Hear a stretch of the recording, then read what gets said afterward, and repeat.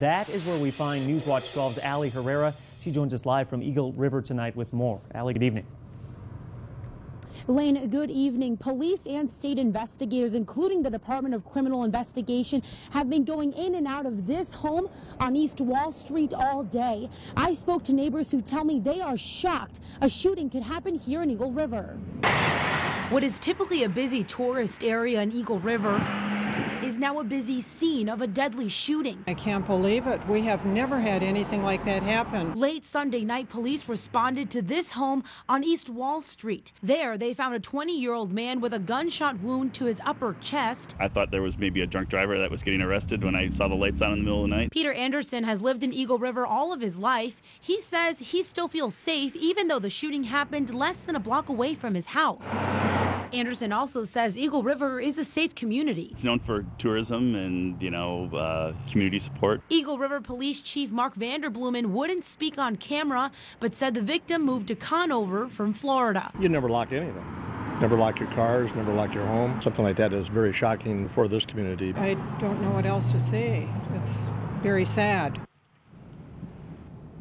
Police spoke with several people and ended up arresting a 19-year-old man. His name and the victim's name have not been released at this time. Now, the suspect is being held at Vilas County Jail on the charge of homicide by negligent handling of a dangerous weapon. And Lane, I just spoke to Chief Vanderbloemen, and he tells me police are going to be on scene all night collecting evidence, and they are expecting an autopsy done tomorrow. I'm going to step out of the frame here for a second. I'm going to give you guys a closer look as to what we're seeing here. You've got clothes over here on the left-hand side. People obviously know what it is that they are here to get. That was one of the big things that I had heard from a lot of people I had talked to outside.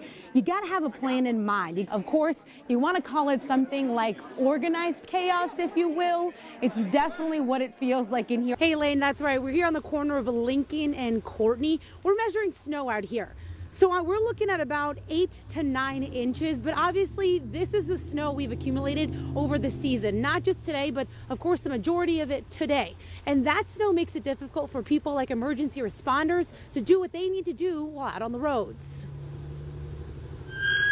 Just because it's snowing out doesn't stop medical emergencies or fires. Adam Merrill, a paramedic with the Rhinelander Fire Department, knows road conditions aren't his only worry when it snows. The cot doesn't do really well going through the snow, so it can be kind of a hassle to get into some people's houses and down the sidewalks. Through stuff like this. The cot and additional equipment can weigh as much as 150 pounds, and that's without a patient on it. Merrill says sometimes because of the snow, it feels like they're dragging the cot through sand. It's just trying to keep it steady and upright with the patient, because you don't want the cot tipping over, especially with someone on it. People like Lance Johns also have to drive regardless of road conditions. I was in at 3:30 this morning, and it was snowing down. Except it's his job to make sure the roads are clear for others to drive on. And even with more than 40 years of experience, John says weather is hard to compete with. We're going to go at it all day long, and it's probably going to look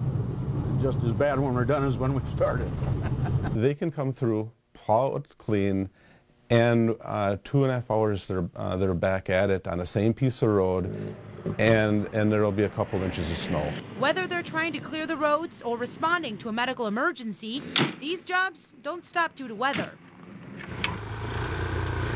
Now, Lane, another thing to keep in mind when we get weather like this, people need to help out the firefighters by clearing out those fire hydrants. Usually it's 3 feet on each side of the fire hydrant, and that will help them get to the fire hydrants easier when they're out on calls. We're covering the news live in Rhinelander. Ali Herrera, Newswatch 12. Ali, certainly good advice that we have to mind all season long. Say it's been snowing pretty much all day long. You just drove to get out to your live shot.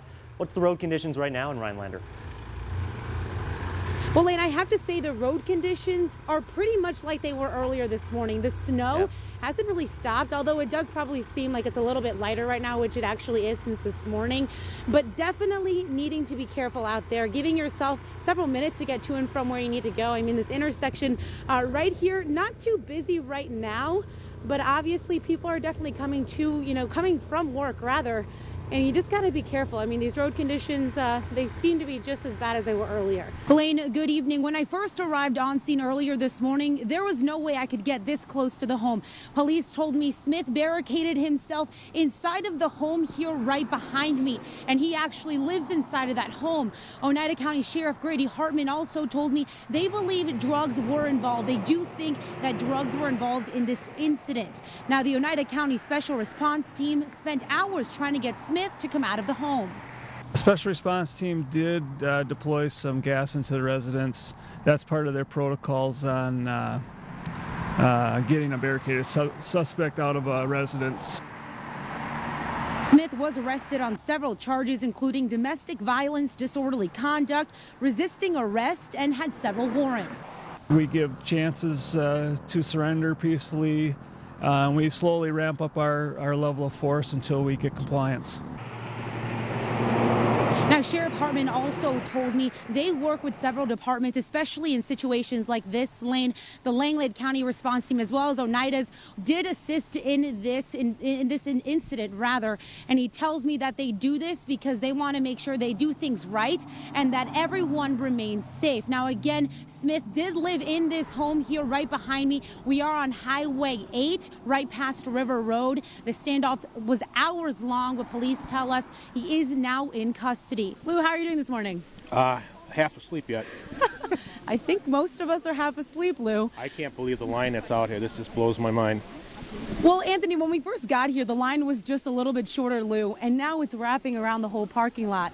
Lou, what are you here to get today? I'm here to whatever the wife wants to get. Today's her day. I got the hunt for the season, so give and take a little bit. So isn't that a good answer? I promise I didn't tell him to say that, Anthony. Well, Lou, we wish you the best of luck. Hopefully, I mean, you're pretty ahead of the line here, so. Hopefully we can get in and out and back in the stand yet today. That's the plan. That's what I heard. Well, Lou, good luck to you. We're going to keep walking here. Right, have a good morning. Anthony, we're going to keep walking. I made another friend. Let's see if I can find her here. She's a little bit further up the line, but look at this line right here. So the entrance to Menards is right there. Oh, actually, Anthony, they just opened up the doors. So 6 a.m. is the time that they're opening up the doors. So look at all of these people walking on in. Clearly, I'm not going to find my friend who I spoke to a little bit earlier, but hey, look at this line. It's clearly moving. Look at the length of this line. Here's our friend Lou over here. We wish you luck, Lou. Get what you need to get in there. But yeah, this line is wrapping all the way around the parking lot. So obviously a lot of people here getting what they need to get. For a lot of people, this day is the kickoff to the holiday season. Black Friday, a big day for people here. Coming up a little bit later on in the show, we're going to be inside with BJ, the general manager. He's going to tell us more about what they have going on inside. And we're going to give you another update on the amount of people that are coming here at Menards. We're covering the news live in Rhinelander. Ali Herrera, Newswatch 12. This is the Aspen Apartments where police have been here all afternoon. We just spoke to a man who actually lived inside or lives inside of the apartment complexes. And he said earlier this afternoon, police went to his door, knocked on his door and asked him and his children to leave. No sign of what was going on. Didn't really know what was happening, but he did say that he saw people in a panic, and all he did was get out and go to the road that was kind of parallel to the apartment complexes. Now, what we can tell you is Captain Baton of the Wausau Police Department has confirmed that a law enforcement officer has been shot. We don't know what agency that law enforcement officer is with, and we don't know their condition either, but what we do know is that they have been shot. There are also other multiple victims that have been shot, but we don't know where they were shot or what their condition is either. We were told from law enforcement that they were called to Marathon Savings Bank, a law office, and the Aspen Street Apartments this afternoon. As you already know, this is a complex, ongoing investigation involving 3 crime scenes and multiple victims of shootings at those locations. What we were also told is that if anyone in the Aspen apartment is being displaced, they can go to the West End Municipal Center where the Red Cross is. DC Everest has also released the lockdown from schools, except 2 schools, but they are expected to be released at around 5 o'clock. So as of right now, we're assuming those 2 schools have also released all the students inside. And law enforcement tells us that there's following areas around the apartment complex that people should avoid. We are asking citizens to avoid the following areas or streets in and around the Aspen apartment complex. So those streets include Ross Avenue, Crestwood, Bernard, and Aspen. And Lane, again, a lot of law enforcement here. When we first arrived, this entire street was covered with different agencies. And from what we've heard from the Wausau Police Department, people from all over the state are kind of coming here and helping out. And this story, this situation has a lot of layers to it. So we're going to stay here and continue updating you with the latest information. Before now, we're covering the news live in Weston. Ali Herrera, Newswatch 12. Very, very close between Donald Trump and Hillary Clinton. Any kind of mood there with the Democrats down there in Wausau? Well, Lane, I do have to tell you, Mandy Wright actually just walked in. There was a lot of cheering here. I think people are really getting excited. One worker tells me they worked overnight and came back out this afternoon to help fix everything that is going on. I am out here with our meteorologist, Ryan Sandberg, and we will be bringing you information as it becomes available. We will update you both on our Facebook page, online, and on our weather app all evening. We will be out here for you, reporting on everything that is going on. Again, if you have any outages, WPS encourages anybody to reach out to them, let them know so that they can head on over and help anybody out. You're right. I did switch boats. I'm here with Mark. He's from the Milwaukee area, and he's actually been to every one of these since its inception 10 years ago. Yeah, it's been great. We used to vacation in Three Lakes, Wisconsin here, and when they said they were going to have a boat race up here, you can't get better. Three Lakes, beautiful, Northwoods, Wisconsin, and then all these cool boats. It's just a great time. And Mark, even in the last 15 or 20 minutes, we've been sitting here. There's been people walking up, chatting with you. I mean, it just doesn't get any better than that. It's a beautiful day out, too. Absolutely. We can't wait for tomorrow. We look forward to this event all year.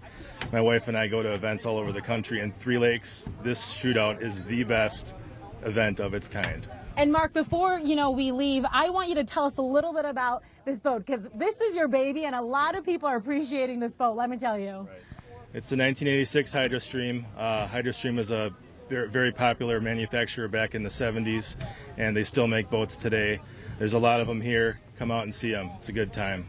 Absolutely. So tomorrow, all those races will be going on. Mark will also be participating in one of those. So we definitely wish him the best of luck, and we wish everyone else luck as well. It's a beautiful day. Hopefully tomorrow's weather will keep it up, because this event is absolutely wonderful, Lane. And our Newswatch 12's Dakota Sherrick will be here tomorrow. And Mark, I hear she may be in a plane. Really? So that might be something to look out for. I have to say the wind kind of makes the smell of chili go up and down the downtown, so I'm definitely not arguing with that. Now, I spent the whole day here and got to meet several of those competitors. You're starting to thicken up pretty good? These two are the definition of friendly competition. We make chili that's better than Brian. I'm Brian. Ed Heyer and Brian DeWitt's friendship goes back 2 decades. We've competed against each other off and on, and I've gone down there and they've come up here. A couple of years ago, Ed and his wife surprised Brian at the Anago Chili Cook-Off. They sit up right next to us, and I'm in here chopping away and cooking, and all of a sudden I go next door and here they are. Here they are once again. We're gonna kick his patukas. The catch is, Brian has more than 15 years of cooking experience under his belt. He was a Navy cook for several years, and the Heyers aren't even competing in the same category as Brian. I got chocolate in there, I got the beer in there. But that doesn't stop them from trying to make the best chili around. It actually changes from sweet to sour to salty to spicy to hot. It's really to get the flavors to meld all together. So when you take that bite, you get a little bit of heat up front, you get a little bit of a flavor the back of the throat, then you get that warm feeling inside is what I shoot for. At the end of the day, these two know why they enjoy serving up some good competition. It's good for the communities. I mean, and I enjoy the people. So you can't ask for better than this. Now, Lane, they are going to start handing out samples at around 5:30. I've already gotten my sample here. My friend Dave, he's helped me out today, so I'm going to go ahead and try this. I'm going to send it back to you guys. We're covering the news live in Anago. Ali Herrera, Newswatch 12.